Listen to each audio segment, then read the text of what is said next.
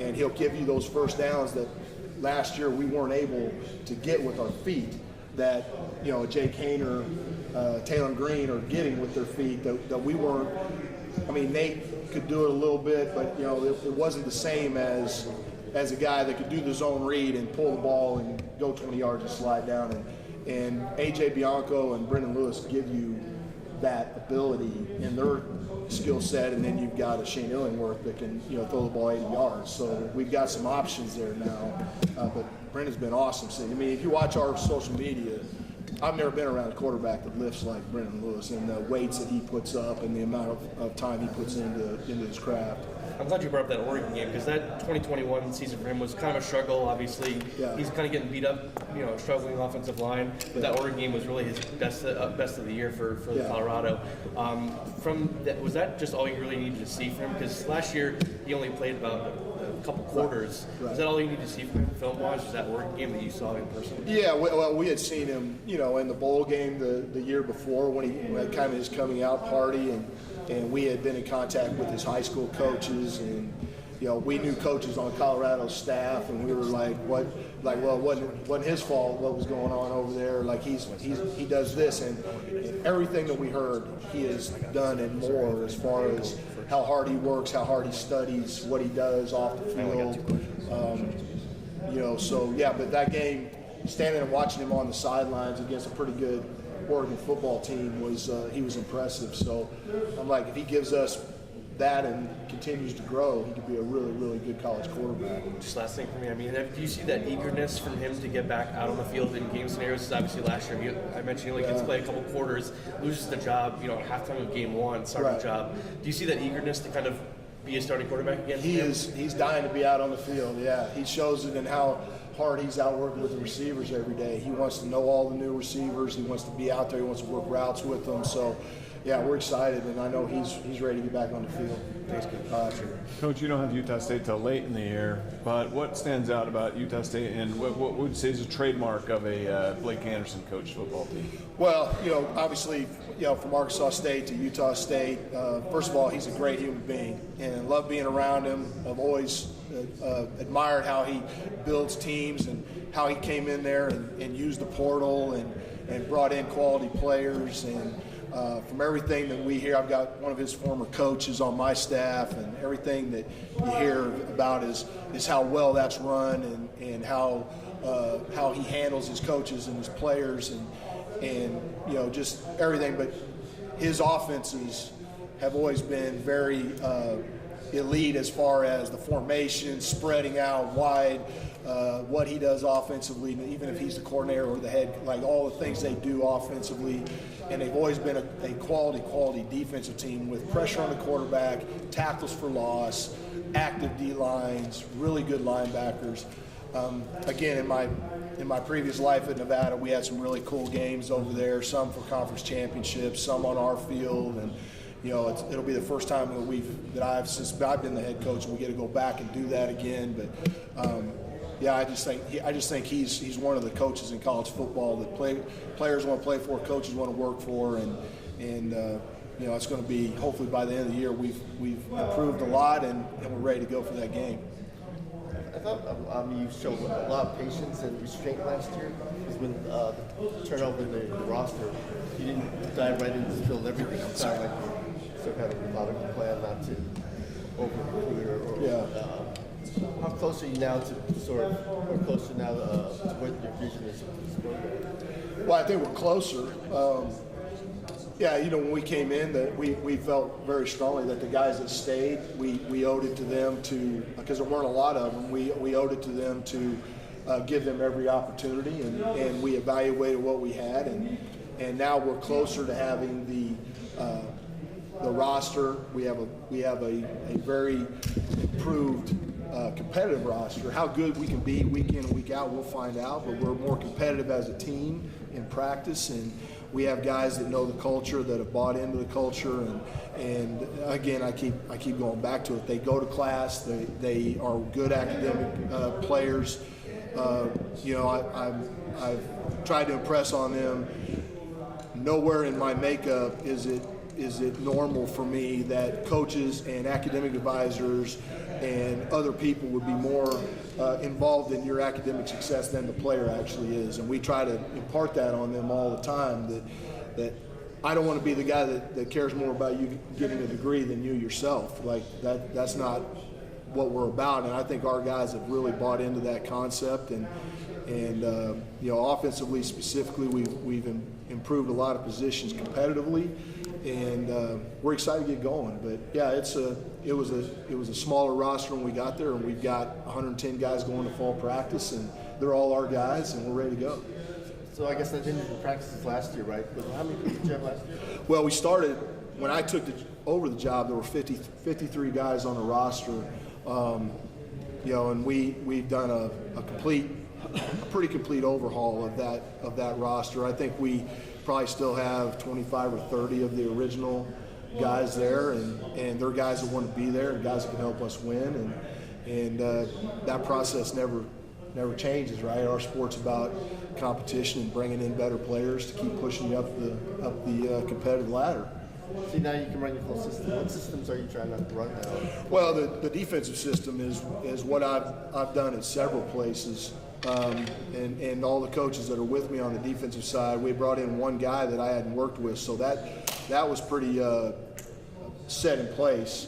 On offense, we brought in Derek Sage from UCLA's, the Chip Kelly guys worked with Chip for a long time, and my offensive staff kind of came from different areas, so it took them a little longer to get up to speed. But it's a multi-personnel, multi-formation offense. A lot of different looks that's easy to run, but that you have to defend a lot of different formations, and hopefully now we have, with the added depth that we have, we can get to more of that this year. What's the tempo offense also?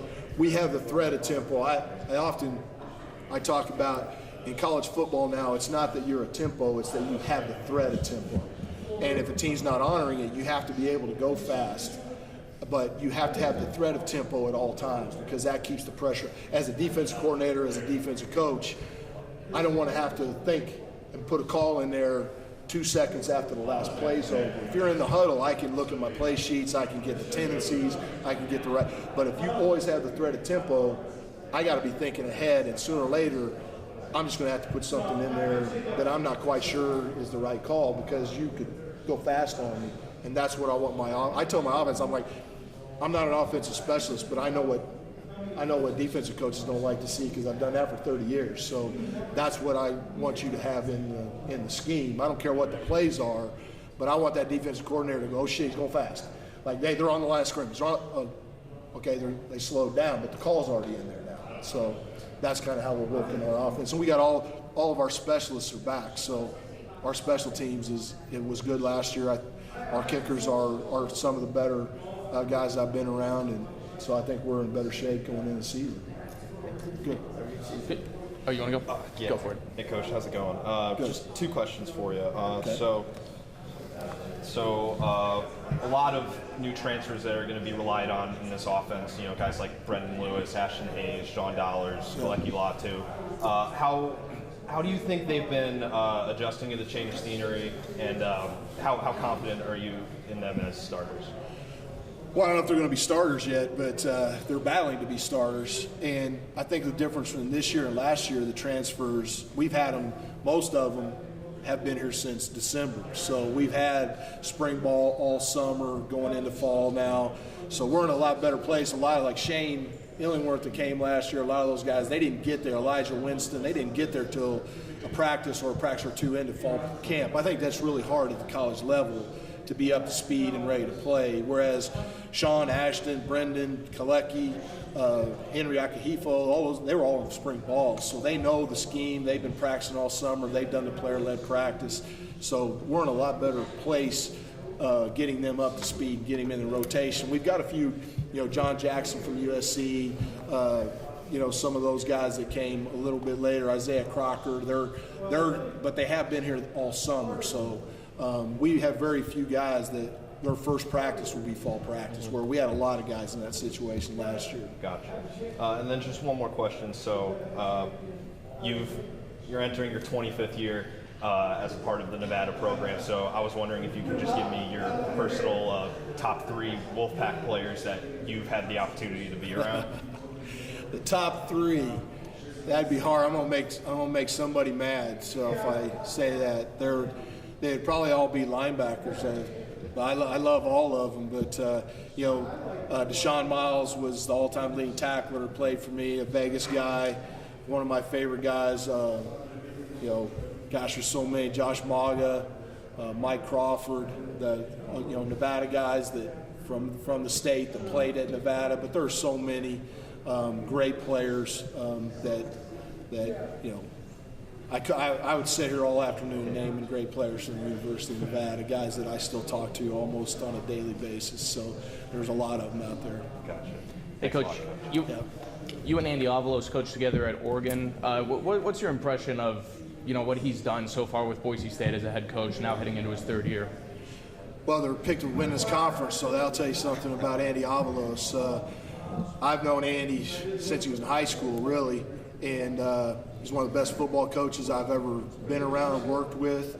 He's one of my best friends I cherish the most in the world. His family and my family are very close, and I'm from the time that we got to Oregon together, we were about 3 weeks apart. We got hired at Oregon together. We had a chance to win a Pac-12 together, win the Rose Bowl together. A lot of that was because of his defense and the drive that he had at Oregon. And those couple of years there were fun as heck to be involved in 2 Pac-12 championships and a lot of good meetings. And then he took over. The program is in pretty good shape, and he's made it better. So he's got great drive. He's got great integrity for this game of football. He's an old linebacker. He coaches it, and he thinks about it in the right fashion. And I hope I get to play him this year. That would be that would be a big game if I get to play him this year. Absolutely. So on the regular season schedule, you do get to play University of Idaho. Yeah.